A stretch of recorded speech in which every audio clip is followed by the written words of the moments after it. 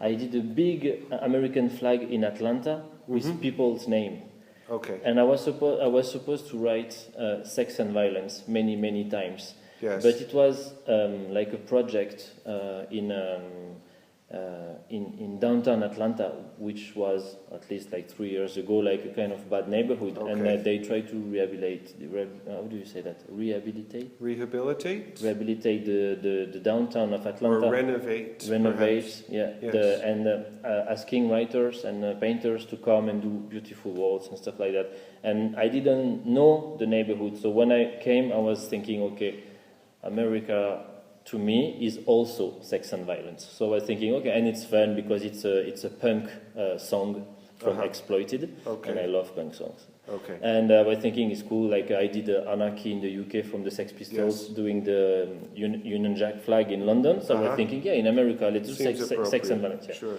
When I arrived and I saw so much poverty, like people in the street, poverty, and like drug dealers and addicts and stuff, and I was like, you cannot put sex and violence in front of those people because they live here and they're going to be so sad to read that. They're going to be like, okay, is that what we represent to a French guy? Yes. It's so bad. So I turned my idea on asking all the people from the neighborhood, what is your name? Can you give me your name? I'm going to do like a big American flag and I'm going to write names.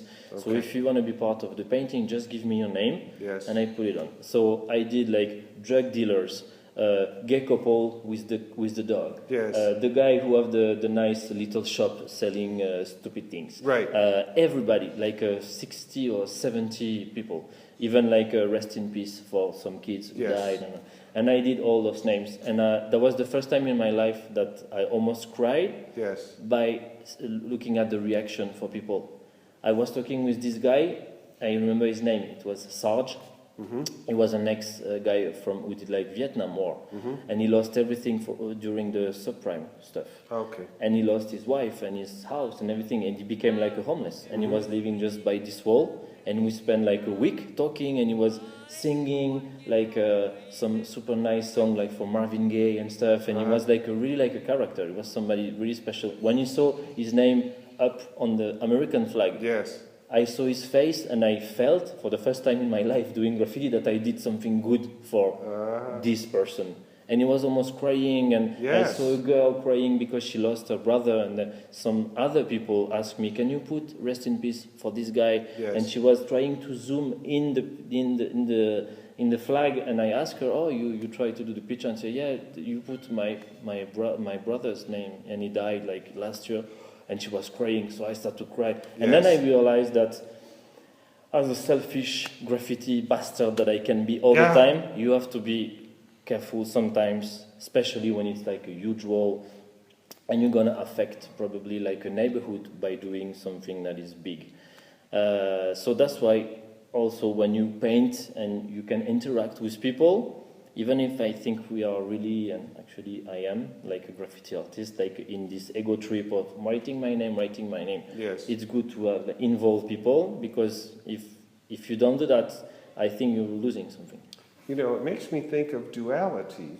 The experience that you've just had now is almost the 180 degrees opposite of what a typical graffiti writer would be looking for, right? Perhaps, you know, if we were to generalize, we might say graffiti writer feels outside of society or feels in the margins.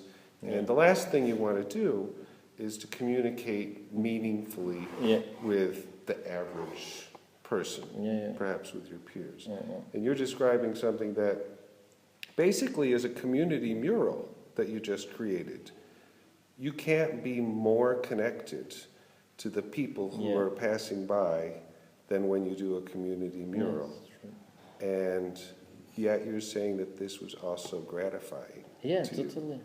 But you know, I think even when I'm doing my 9-time illegal throw-ups, I don't think that this is something that can affect people in a bad way.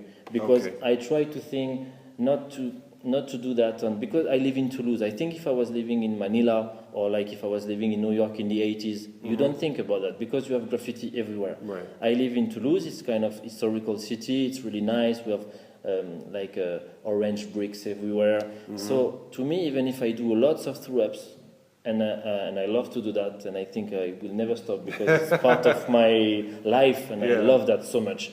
But I don't want to do that everywhere because I know sometimes that it can affect like this lady who just is cleaning his wall, or and I don't want to do that in a city like mine, you know.